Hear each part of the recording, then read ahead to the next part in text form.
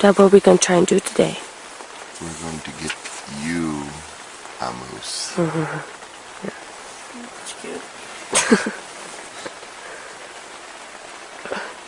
So, Sam, what is your favorite part about hunting? What? Gutting the animal, I guess. Gutting the animal? Yes. Yeah. Hunting with the Carlsons is an adventure all in itself. During this short video, I hope you get a small taste of how the Carlsons hunt. Anything can happen at any time. Someone might flip a four-wheeler, encounter a bear, stub a toe, or even find a berry patch. As I said before, anything can happen. In September, what started to be a normal hunting trip took an unusual turn.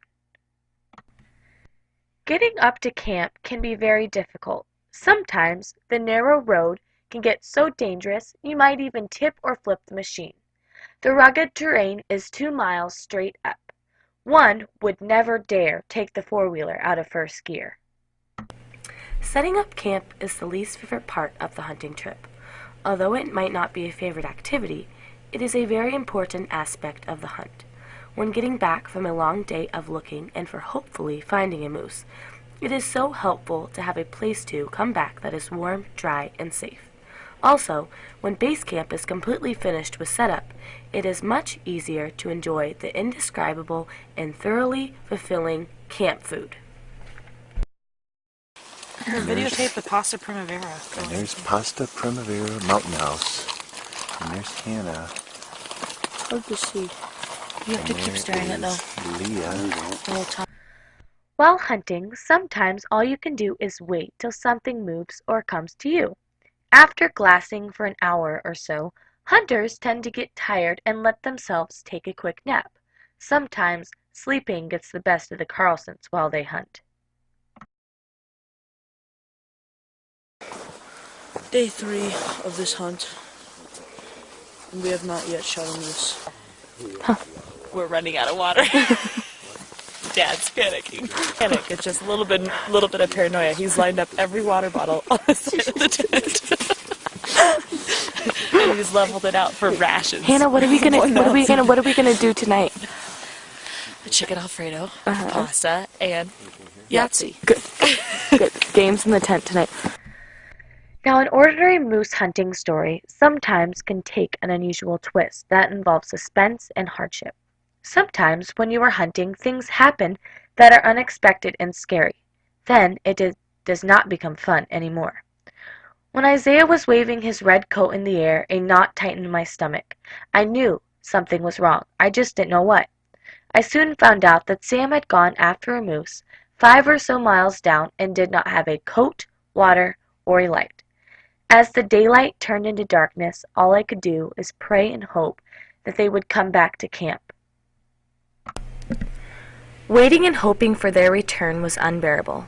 Terrible thoughts were running through my head as I sat with Hannah in the dark tent, not knowing what to do or say. When my dad returned at 1 a.m. in the morning without them, I was filled with even a greater sense of fear. Hey, Sam.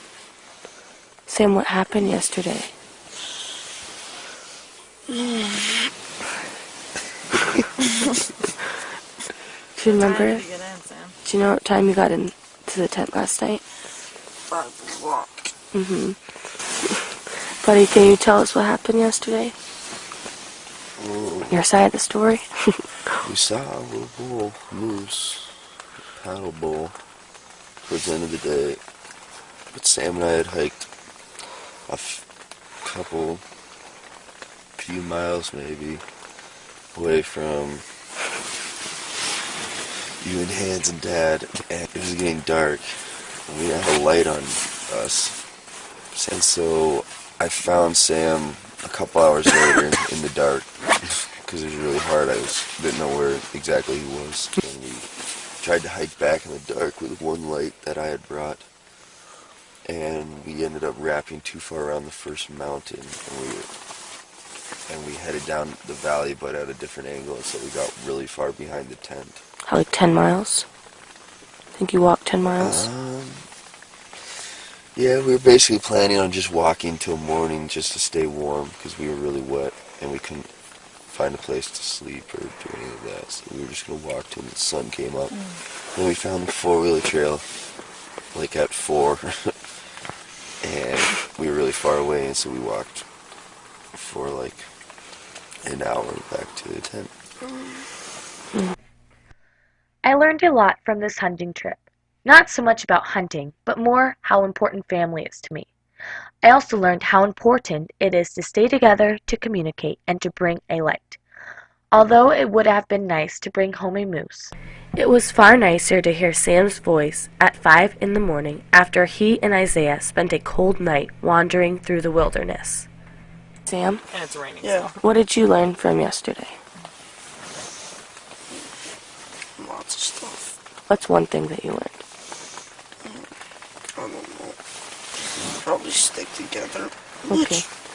We didn't see any big bulls or anything, but we did see 3 grizzly bears, and that was really cool, which is probably the reason there's no moose here. This hunting trip was a once-in-a-lifetime experience, even though it was unsuccessful. It provided lifelong memories to us. It was great to have so many of my siblings there to share those memories. I am so thankful that somehow we escaped tragedy and came home safe. That was my hunting adventure. This is Leah Carlson from Hawk News from Kenny Lake School, Alaska.